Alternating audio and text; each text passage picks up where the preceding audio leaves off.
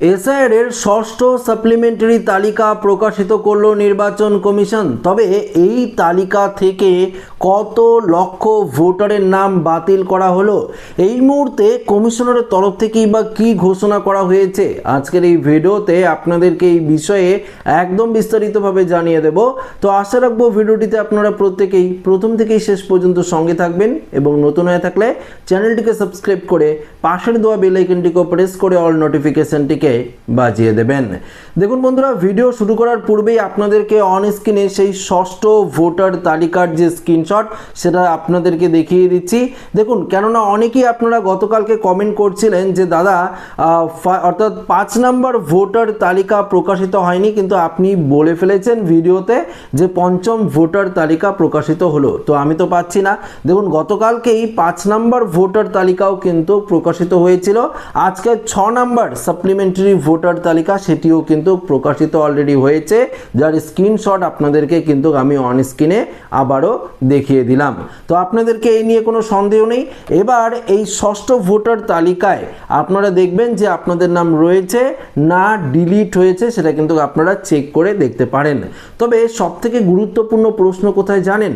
অনেকের নাম প্রথম ভোটার অর্থাৎ প্রথম যে সাপ্লিমেন্টারি তালিকা ছিল সেই তালিকাতেও কিন্তু নেই, দ্বিতীয় তালিকাতেও নেই, এবং তৃতীয়, চতুর্থ, পঞ্চম তালিকাতেও নেই, এবং ষষ্ঠ তালিকাতেও অনেক ভোটারের নাম কিন্তু এখনো পর্যন্ত পাওয়া যায়নি। কিন্তু তাদের নাম আন্ডার অ্যাডজুডিকেশনের তালিকায় ছিল যখন 28 ফেব্রুয়ারি সেই তালিকা প্রকাশিত করা হয়েছিল, সেই তালিকায় কিন্তু ছিল। তবে দেখুন বন্ধুরা, আপনারা ধৈর্য হারাবেন না, অবশ্যই 7 নম্বর 8 নম্বর তালিকা প্রকাশিত করা হবে, কেননা এখনো পর্যন্ত প্রচুর ভোটারের নাম কিন্তু নিষ্পত্তি হওয়া বাকি রয়েছে। এখনো পর্যন্ত প্রচুর ভোটারের ভেরিফিকেশন প্রসেস বাকি রয়েছে, যেগুলো আস্তে আস্তে কিন্তু কমপ্লিট করা হচ্ছে। তবে এই মুহূর্তে কমিশনারের তরফ থেকে যে আপডেটটি দেওয়া হয়েছে সেটি আগে আপনাদের সামনে তুলে ধরি, তারপর আরও বিস্তারিত আপডেটে আমরা যাব। পশ্চিমবঙ্গে ভোটার তালিকার বিশেষ নিবিড় সংশোধন বা এসআইআর প্রক্রিয়ায় অ্যাডজুডিকেশন অর্থাৎ বিবেচনাধীন তালিকায় থাকা প্রায় 60 লক্ষ ভোটারের মধ্যে এখনো পর্যন্ত 46 লক্ষ অর্থাৎ 46 লাখস ভোটারের কিন্তু নিষ্পত্তি করেছে হাইকোর্টের যে জুডিশিয়াল অফিসাররা রয়েছে সেই জুডিশিয়াল অফিসাররা। তো বুঝতেই পারলেন 46 লক্ষ ভোটার নাম নিষ্পত্তি হয়েছে, এখনো বাকি রয়েছে 14 লক্ষ ভোটার, যেগুলো খুব দ্রুত নিষ্পত্তি হয়ে যাবে। তবে এখানে আরেকটি প্রশ্ন হলো যে তাহলে কি 46 লক্ষ ভোটারের নাম এই সাপ্লিমেন্টারি তালিকায় প্রকাশিত হয়েছে? না, এখনো পর্যন্ত 46 লক্ষ ভোটারের নাম কিন্তু সাপ্লিমেন্টারি তালিকায় ওঠেনি। কিছু সাপ্লিমেন্টারি তালিকায় এখনো কিন্তু প্রকাশিত হতে বাকি রয়েছে, সেগুলোতে বাকি থাকা ভোটারের নাম কিন্তু প্রকাশিত হবে। দেখুন এখানে কি বলেছে, মঙ্গলবার একথা জানিয়েছে নির্বাচন কমিশন, যেটা আপনাদেরকে বললাম। রাজ্যের মুখ্য নির্বাচনী আধিকারিকের সিও দপ্তর এসআইআর সংক্রান্ত এই যে তালিকা, ষষ্ঠ তালিকা, সেটি কিন্তু বলেছে যে 2 লক্ষ নাম নতুন করে নিষ্পত্তি হয়েছে। কমিশনারের দেওয়া তথ্য অনুযায়ী রাজ্যে আর 14 লক্ষের মতো ভোটারের নাম এখনো কিন্তু নিষ্পত্তি হওয়া বাকি রয়েছে। কমিশন জানিয়েছে মনোনয়ন জমা দেওয়ার শেষ দিনের আগে সেগুলো নিষ্পত্তি হয়ে যাবে। রাজ্যের প্রথম দফার ভোটের মনোনয়ন জমা দেওয়ার শেষ দিন 6 এপ্রিল। অবশ্য বিবেচনাধীন ভোটারের মধ্যে কতজনের নাম বাদ পড়ল তা এখনো স্পষ্ট নয়। 28 ফেব্রুয়ারি চূড়ান্ত ভোটার তালিকা প্রকাশ করেছিল কমিশন, তখন বিবেচনাধীন ভোটারের ছিল 60,06,675 জন ভোটার কিন্তু আন্ডার অ্যাডজুডিকেশনের মধ্যে ছিল। তার মধ্যে 46 লক্ষ ভোটারের নাম নিষ্পত্তি হয়েছে, এবং এই সমস্ত নিষ্পত্তি যে কাজ করেছে 705 জন জুডিশিয়াল অফিসার। তো বুঝতেই পারলেন, তারা দিন রাত পরিশ্রম করে খেটে এই সমস্ত ভোটারের যে ভেরিফিকেশন সেটি কিন্তু তারা পরিষ্কারভাবে করে ফেলেছে। এখানে কি বলেছে, বিচারকরা যে তথ্য দিয়েছেন তাতে প্রসেস করতে 4 থেকে 6 ঘন্টা সময় লাগছে, তারপরই তা প্রকাশ করা হচ্ছে। প্রসঙ্গত, বিবেচনাধীন ভোটার নিয়ে পশ্চিমবঙ্গের রাজনৈতিক তরজা অব্যাহত। প্রথম অতিরিক্ত তালিকা প্রকাশের পর গত বুধবার মুখ্যমন্ত্রী তথা তথা তৃণমূল নেত্রী মমতা বন্দ্যোপাধ্যায় এই নিয়ে কমিশনকে নিশানা করেছিলেন। সেই সঙ্গে মধ্যরাতে কমিশনারের ওয়েবসাইটে সমস্ত ভোটারের নাম বিবেচনাধীন দেখানোর নিয়ে খোঁচাও কিন্তু দেন। তিনি বলেন এরা পারে না, এমন কোনো কাজ নেই। বিধানসভা নির্বাচনের আগে রাজ্যের ভোটার তালিকায় নাম বাদ পড়া বা বিবেচনাধীন থাকা নিয়ে বিক্ষোভ অবরোধও কিন্তু চলছে। দেখুন বন্ধুরা, একটি বিষয় আপনাদেরকে পরিষ্কার জানিয়ে দিচ্ছি।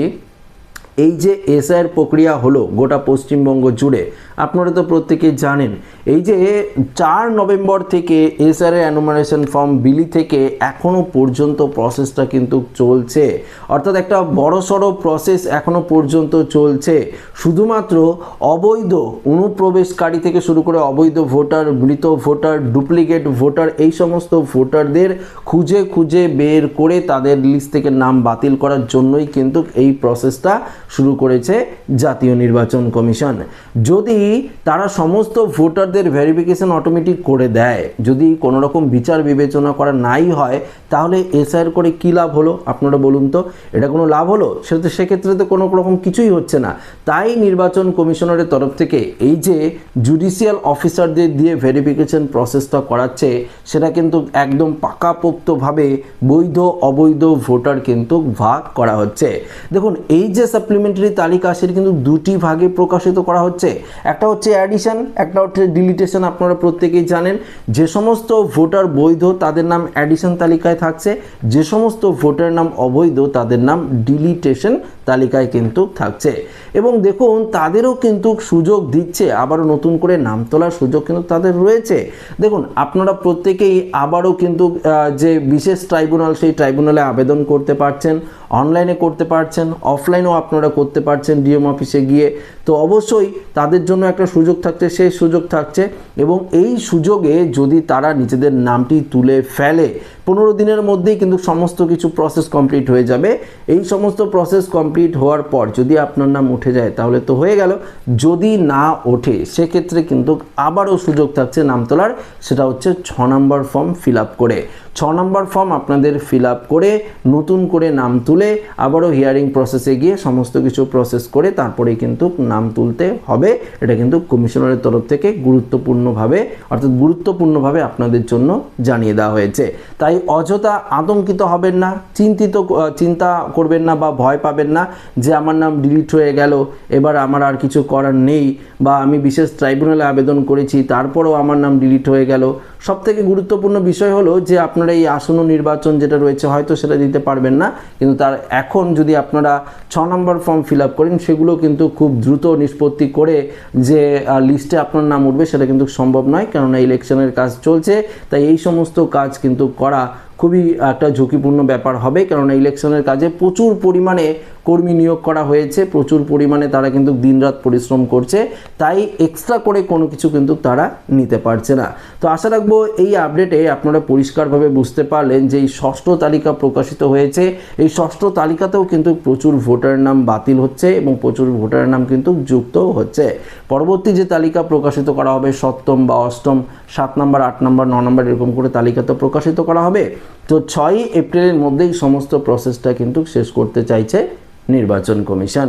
তো বন্ধুরা, আশা রাখবো ভিডিওটি প্রত্যেকের ভালো লেগেছে। ভিডিওটি ভালো লাগলে লাইক করবেন, বন্ধুদের সাথে শেয়ার করবেন, নতুন থাকলে চ্যানেলটিকে সাবস্ক্রাইব করে আমাদের সঙ্গে জুড়ে থাকবেন।